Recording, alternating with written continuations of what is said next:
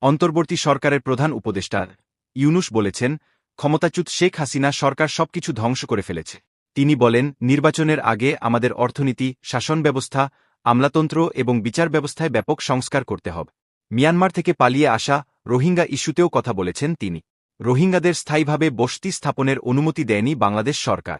এক্ষেত্রে ইউনুস তাদের রোহিঙ্গাদের নিজেদের দেশে ফিরিয়ে দেওয়ার পক্ষে মত দিয়েছেন। ৩০ নভেম্বর নিক্কেই এশিয়াকে দেওয়া এক সাক্ষাৎকারে এসব কথা বলেন প্রধান উপদেষ্টা। সোমবার সাক্ষাৎকারটি প্রকাশিত হয়। ইউনুস বলেন, এই দায় রোহিঙ্গা বাংলাদেশ কতদিন বহন করবে? রোহিঙ্গা সংকট সমাধানের জন্য আমাদের একটি সুস্পষ্ট গন্তব্য ঠিক করা দরকার। মিয়ানমারে জাতিসংঘ-শাসিত নিরাপদ অঞ্চল প্রতিষ্ঠার পক্ষে বাংলাদেশ।